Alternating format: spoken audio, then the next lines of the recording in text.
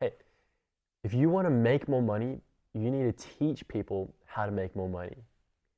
Sounds like one of those douchey dudes who make money off teaching others how to make money. Minus the douchiness and the scumminess of that side of this industry, there's just an ancient kind of old way of doing things. The best way to learn is to actually teach. If you start teaching something, the concepts, the ideas in your mind will solidify, it will become a part of your operating system, and you'll understand it deeper and you'll attract whatever you're teaching more of into your world. Like you'll bring more of that into your world. It's kind of funny. A lot of these dudes who teach people how to make money end up making more money. Um, you could look at it as a scam, but you could also look at it as these people just start to gain a really deep realization of how to make money. And I think that's a really powerful way of looking at it. It means that you can teach people how to make money, deepen your own abilities and understanding of how to make money. And if you wanted to, you could start any other business from that. I think everyone should have a YouTube channel on the side to actually teach themselves, to share their knowledge, and to solidify what's in the back of their brains. When you speak knowledge, it just solidifies deeper. Now, for me, boys, I used to work as a math tutor, and it was like I was tutoring like kindergarten to year 10. It was pretty crazy. Really loved the job, a lot of fun. And I had to teach like times tables. And for me, I sucked with times tables in the sense that I would always just calculate it in my head instead of memorizing it. So I was pretty slow with my times tables. Now, when I started working this job, I had to learn to be really freaking fast with these timetables because these kids were snappy. They would answer very quickly. And so through teaching times tables and being exposed to that, my times table knowledge actually went really high. Like I was able to answer timetables quickly, which is something I never was able to do. The other thing was, which is kind of embarrassing for me at the time, but it was analog time. I just could not, like, I could not mess with analog time. I sucked at it. It was like slow process, like quarter to, quarter past. Like, stop all this, man. Just tell me 5:15 or 5:45. But through teaching analog time, I gained a deeper understanding for analog time and I was able to use analog time. So now I see a clock, I'm like, yeah, quarter to six or something, very quickly, very easily. And I believe the same principle applies to money.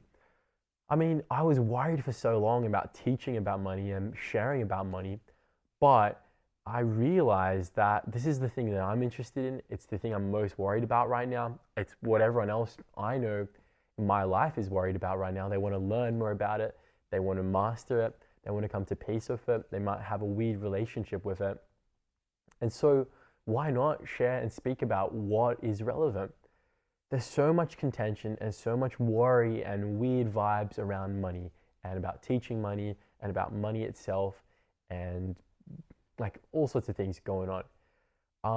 But what I can say is that if you can clear your mind of the cultural crap, the social crap, and all the kind of crap of it, you realize that money is just an exchange currency.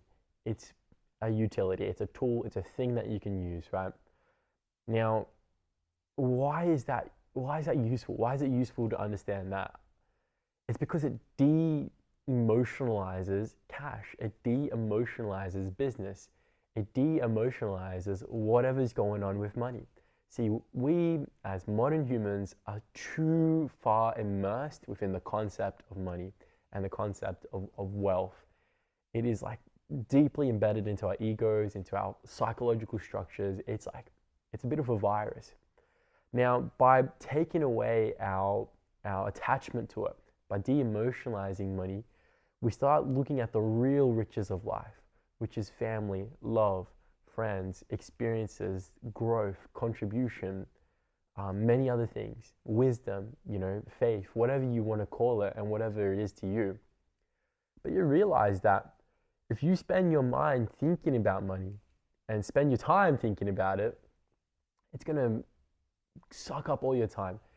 So the key here is really about stripping away your blocks to money, stripping away your fears about talking about money, and stripping away fears and shame in general. Really coming at you and life with a loving stance. We have a lot of shame about money. We have a lot of shame about what are people going to say and think about me.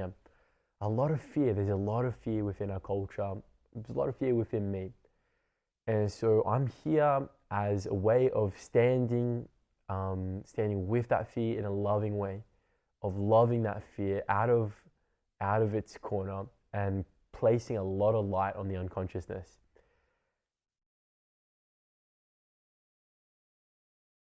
So yeah, you can probably see me teaching a lot more about money, and we'll go from there, dudes.